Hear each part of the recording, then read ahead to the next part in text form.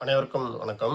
இப்போ கொஞ்ச நாளாவே பார்த்தோம்னா, தொடர்ந்து அண்ணன் சீமான் அவர்களுடைய உருவப்படத்த வச்சு, அவருடைய பேசின வார்த்தைகள வந்து மக்கள் நெறையவே கிண்டல் பண்ணியும், ட்ரோல் பண்ணியும் போட்டுட்டு இருக்காங்க. இருக்க இருக்க நாளுக்கு நாள் வந்து அது அதிகமா தான் ஆயிட்டு இருக்கு. அது வந்து நம்ம அவங்கள வந்து குறை சொல்ல முடியாது. ஏன்னா, அவருடைய பேச்சு வந்து ஒரு சில வார்த்தைகள வந்து அவர் மாத்தி மாத்தி பேசறதுனால என்ன பண்றாங்க மக்கள், அத வந்து கேலி பண்ணும் விதமாக பதிவிடுறாங்க தொடர்ந்து. இத வந்து அவர் அண்ணன் வந்து இத அவர்கள் புரிஞ்சுக்கணும். இத வந்து அவரு சரியாக புரிந்துக்கிடல. தொடர்ந்து அவருடைய வார்த்தைகளும் அதே மாரி முன்னுக்கு பின் முரணாக மாற்றி மாற்றி பேசிக்கொண்டே போக போக, இது இன்னும் அதிகமாகிட்டே தான் போகுமே தவிர, இது வந்து ஒரு நாளும் குறைய போறதில்ல.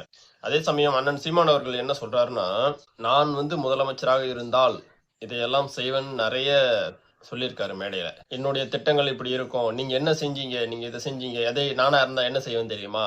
கேளுங்களேன்" அப்படின்னிட்டு அவர் பல விளக்கங்கள குடுக்குறாரு. அவர் வந்து முதல்ல அண்ணன் அவர்கள் தெரிஞ்சுக்கணும். நீங்க வந்து இன்னும் முதலமைச்சரா ஆகல. முதலமைச்சரா இருந்தா இதையெல்லாம் செய்வேன்னு சொல்லி விளக்கம் குடுக்குறீங்க. அப்போ நம்ம முதலமைச்சரா ஆவறதுக்கு என்ன பண்ணணுமோ, அத தான் நம்ம பண்ணணுமே தவிர, நான் முதலமைச்சரா இருந்தா இதெல்லாம் செய்வேன்னு சொல்லி சொல்றதுனால நம்ம முதலமைச்சரா ஆயிட முடியாது ஒரு நாளும். அது வந்து ஒரு தவறான நேரத்த வந்து கடத்துற மாரி தான் அது வந்து. ஏன்னா உங்கள நம்பி நெறைய பேர் இருக்காங்க. தொடர்ந்து உங்களுக்கு வாக்களிச்சுட்டு உங்க பின்னாடி வந்துட்டு இருக்கவங்கள எல்லாம் நெறைய பேர முட்டாளாக்கிட்டு இருக்கீங்க. அவங்க எல்லாம் இப்போ விலகி போயிட்டு இருக்காங்க ஒரு சில பேர். ஒரு சில பேர் உங்க கூட இருக்காங்க. வந்துட்டோமேன்ற கட்டாயத்திலயும் ஒரு சில பேர் இருக்காங்க. புதுசா ஒரு சில பேர் நம்பி வராங்க. அவங்க எவ்வளோ நாள் நிலைச்சு நிப்பாங்கன்னும் நம்ம உறுதியா சொல்ல முடியல. அதனால அண்ணன் அவர்கள் வந்து இந்த விஷயத்துல வந்து ரொம்பவும் கவனமா இருக்கணும். நான் இதையெல்லாம் செய்வேன்றத விட, நான் இதையெல்லாம் இப்ப செஞ்சுட்டு இருக்கேன்னு சொல்றது வந்து ரொம்பவும் நல்லது. தொடர்ந்து போராட்டங்கள், ஆர்ப்பாட்டங்கள்னு அங்கங்க கூட்டி, மேடைய கூட்டி பண்றதுனால மட்டும் தீர்வு கண்டுற முடியாது. இப்ப இந்த அளவு வளர்ந்தாச்சு கட்சி. இதுக்கப்புறமும் எதுக்கு அதையெல்லாம் பண்ணிக்கிட்டு, அது வந்து நேரத்த கடத்த மாரி தான். மத்த அரசியல் தலைவர்கள வந்து பழி சொல்றதும், அவங்க செய்ற தவறுகள வந்து சுட்டிக்காட்டுறன்ற பேர்ல பேசிக்கிட்டே இருந்தா, நாம என்ன செய்யணுன்றதையே நாம மறந்துருவோம். மறந்துட்டு தொடர்ந்து அதே தான் நமக்கு வந்து வேலையா இருக்குமே தவிர, அடுத்த வேலைய நோக்கி நாம போக முடியாது. முதல்ல வந்து நம்ம மேல இருக்க தவறுகள வந்து நாம சரி செஞ்சுக்கணுங்க. நம்ம மேல என்ன தவறு முதல்ல? திரள் நிதி வாங்குறோம்னு சொல்றாங்க. அது ஒரு தவறா? அத சரி செய்யணுங்க.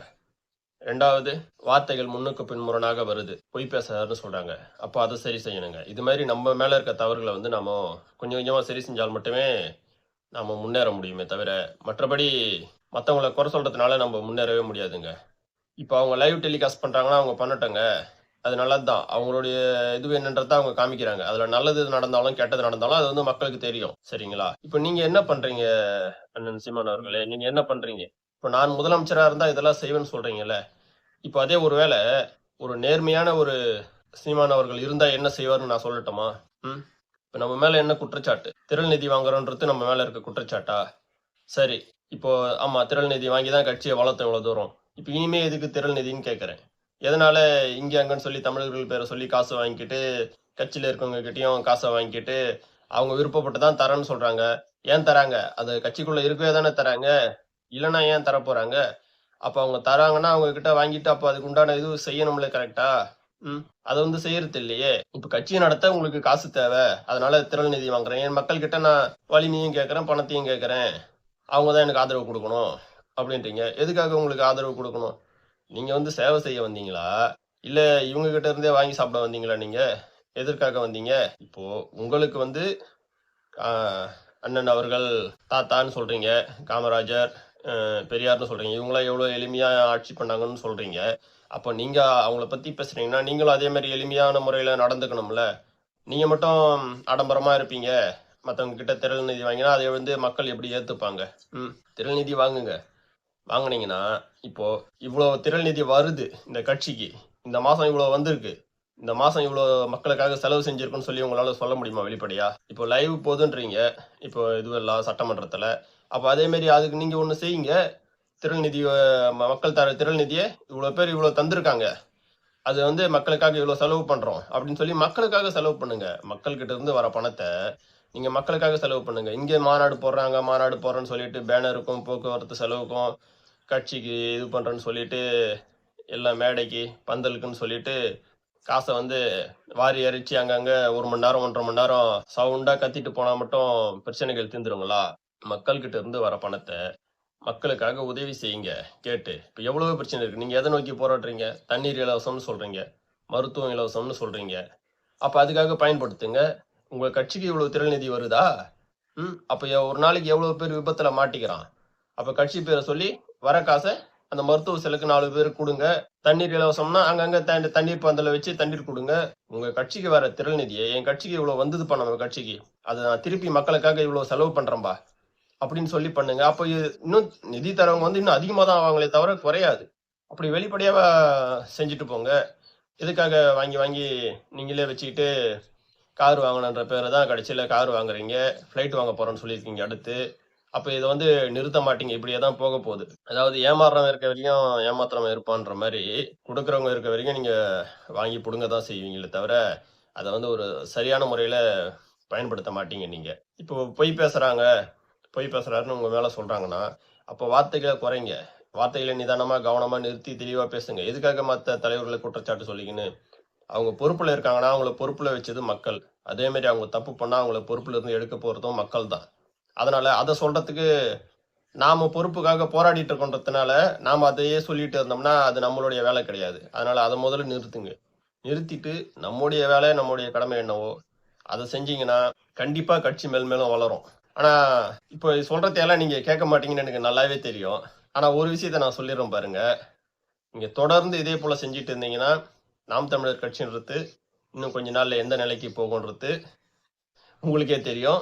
அதே சமயம் இப்போ தமிழ் தேசியம்னு சொல்லி நீங்க போராடிட்டு இருக்கீங்க. தமிழன் தான் தமிழ்நாட்ட ஆளணும்னு சொல்றீங்க. இப்போ தமிழன் தான் ஆள்றாப்புல. ஆனா, நீங்க ஒரு விஷயத்த தெரிஞ்சுக்கணும். இந்த தற்சார்பு பொருளாதாரம், நாடு தற்சார்பு பொருளாதாரத்த நோக்கி போகணும். இயற்கையை மென்மேலும் வளர்க்கணும்னு சொல்றீங்க. மதுவ ஒழிக்கணும்னு சொல்றீங்க. தமிழுக்காக நான் ஒருத்தன் தான் குரல் கொடுத்துட்டு இருக்கேன். யாரும் இல்லன்னு சொல்றீங்க. ஒருவேளை இந்த 2 விஷயத்தையும் நாளைக்கு ஏதாவது ஒரு கட்சியோ, இல்ல வேற யாராவது ஒருத்தர் புதுசா கையில எடுத்தாங்கன்னு வச்சுக்கங்களேன். எடுத்து அவங்களும் உங்கள மாரி ஆரம்பிச்சாங்கன்னா, திருநீதி கேட்டாங்கோ, மக்களுக்காக செய்யறேன் அப்படின்னு சொல்லிட்டு மக்களுக்காக வெளிப்படையா இருக்காங்க. மக்கள் கிட்ட இருந்து வாங்குற திரள்நிதி பணத்த மக்களுக்கே செலவு செய்யறேன் அப்படின்னு சொல்லிட்டு, யாராவது புதிதாக ஒரு மன்றமோ, அல்லது ஒரு அறக்கட்டளையோ, ஒரு கட்சியோ, ஏதாவது ஒன்று எங்கேயும் தமிழுக்காக குரல் கொடுத்து தமிழ்நாட்டில் துவக்கப்பட்டால், நாம் தமிழர் கட்சின்ற ஒண்ணு கூடிய விரைவில மொத்தமாக ஒன்றுமே இல்லாமல் போய்விடும். அத நீங்க வந்து மனசுல வச்சுக்கணும். அதிமுகவும், திமுகவும் ஒரே மாரியான இது பண்றாங்க. இப்ப அடுத்ததா வந்த விஜய் அவர்களும் ஒரே மாதிரியான இது பண்றாங்க. நான் மட்டும் தான் தனித்து போயிட்டுருக்கேன் அப்படின்னு சொல்லி நீங்க நெனச்சுட்டு இருக்கீங்க. ஒருவேள நீங்க தனித்து போகல. தனித்து போறதா நெனச்சிட்டு இருக்கீங்களே தவிர, வேறு ஏதாவது இதை முன்னெடுத்தால் நாம் தமிழர் கட்சின்ற ஒண்ணு மிக விரைவில் பெரும் ஆபத்தை சந்திக்கும். இத மனசுல வச்சுக்கிட்டு நீங்க தயவு செஞ்சு கட்சிய இது பண்ணுங்க. ஏன்னா இது வந்து கட்சிக்கும் உங்கள நம்பி இருக்கவங்களுக்கும் ஒரு ஆபத்தான ஒரு விஷயமா மாறிடும். எனவே மக்களும் அனைவரும் இத கவனத்த கொள்ளணும். ஏன்னா இப்போ ஒரு யூடியூப் சேனல் இது பண்றாரு. அதுவும் இல்லாம திரைப்படங்கள்ல நடிக்கிறாரு. அவருக்குன்னு தனிப்பட்ட தொழில் எல்லாமே இருக்குது. இதுல வர பணத்த வச்சு அவரு கட்சிய இது பண்ணிட்டு போலாம். மக்கள்கிட்ட திரள் நிதி கேட்கணுன்ற அவசியமே கிடையாது. யோசிச்சு பாருங்க. 500, 1000, 2000 சிறுவ தான் குடுக்குறோம். அவங்கவங்க நிலைமைக்கு ஏற்ப ரூ. 100 குடுக்குறோம், ரூ. 50 குடுக்குறோம்னு நெனைக்கிறீங்க. அது ஒரு ஆள் குடுத்தா பரவாயில்லைங்க. ஆயிரக்கணக்கான பேர் குடுக்குறீங்க. ஆயிரக்கணக்கான பேர் குடுக்கும்போது, அது ஒரு பெரிய தொகையா மாறுது. அதனால அத மக்கள் வந்து கவனத்துல கொள்ளணும். அவருடைய இதுவ ரன் பண்ண, அவருடைய யூடியூப்ல இருந்து வர பணமோ, அல்ல மத்த தொழில்கள் மூலியமா வர பணமோ, சினிமால நடிக்கும்போது வர பணமோ, அதுவே அவருக்கு போதுங்க. என்ன சொல்றேன்னா, முதல்ல அவரு சினிமாலயும் நடிக்கிறாரு. இப்போ ஒரு சில படங்கள்ல நடிக்கிறேன்றாரு. ஓகேங்களா? நீங்க பேசாம சினிமா துறைக்கே போயிடுங்க. அதுதான் உங்களுக்கு வந்து செட் ஆகும். ஏன்னா அரசியல் வந்து செட் ஆகாது. நீங்க அதுலருந்து தான் வந்தீங்க. அதுக்கே போயிடுங்க. முதல்ல இந்த சினிமா துறையில இருந்து அரசியலுக்கு வரவங்கள எல்லாம் முதல்ல நிறுத்தணுங்க. அவர் அண்ணன் விஜய் அவர்கள் கூட இருக்கட்டும். அவர் நல்லது பண்றாரோ, என்ன பண்றாரோ தெரியல. இப்பதான் வந்திருக்காரு. இருந்தாலும் சொல்றேன். எதுக்காக இவங்க சினிமா துறைக்கு வராங்க? அதுக்கப்புறம் நாட்டுக்கு நல்லது பண்ண போறேன் அப்படின்ட்டு வராங்க. ஏன் நீங்க அத சினிமா துறையில இருந்தே பண்ணிட்டு போயிடலாமே? எதுக்கு மாத்தி மாத்தி ஒரு பப்ளிசிட்டி தேவைங்க. உங்க முகத்த எல்லாருக்கும் தமிழ்நாடு ஃபுல்லா காமிக்கிறீங்க. காமிச்சுட்டு அதுக்கப்புறம் நாங்க கட்சிக்கு வரோம்ன்னு சொல்லிட்டு வர்றீங்க.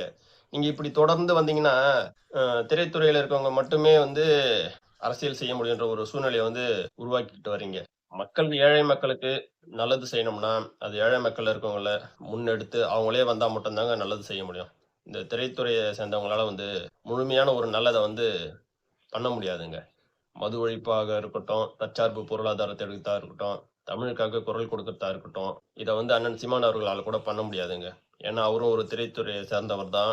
அவரும் வந்து மத்தவங்கள மாதிரியான ஒரு அரசியல்வாதி தானே தவிர, மக்களுக்கு உண்மையான ஒரு நேர்மையாக பணியாற்றக்கூடியவர் வந்து அவரு இல்லைங்க. இத வந்து மக்கள் வந்து கொஞ்சம் சிந்திச்சு பாருங்க. இது கண்டிப்பா உங்களுக்கு தெரியும். வேற வழி இல்லன்னு சொல்லி இப்ப 2 கட்சிக்கு ஓட்டு போட்டோம். அதுக்கப்புறம் இப்ப புதுசா வந்திருக்க டிவிகே கட்சிக்கு ஓட்டு போட்டிருக்கோம். அடுத்து என்ன போடுவோம்னு தெரியல. இப்படி ஆனா இனி வருங்காலங்கள்ல பெரும்பான்மையோட ஒரு கட்சி வந்து ஆட்சி அமைக்கிறது வந்து தமிழ்நாட்டுல வந்து நடக்காத காரியம் கண்டிப்பா. ஏன்னா மக்கள் வந்து நெறைய பேர் இப்போ நெறைய விஷயங்கள சிந்திக்கிறாங்க. அரசியல்னா என்னன்றதையும் தெரிஞ்சுக்கிறாங்க. அது வந்து ஒரு நல்ல விஷயம் தான்.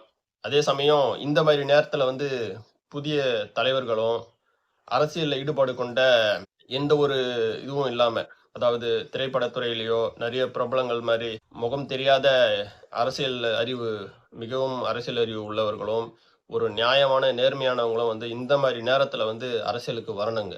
எல்லார் கையிலயுமே செல்ஃபோன் இருக்கு. நீங்க வந்து உங்களுடைய முகத்தையும், உங்களுடைய பேச்சு, உங்களுடைய திறமைய வந்து பேசுங்க. மக்களுக்கு தேவையான நல்லத வந்து எடுத்து சொல்லுங்க மொபைல் மூலியமா.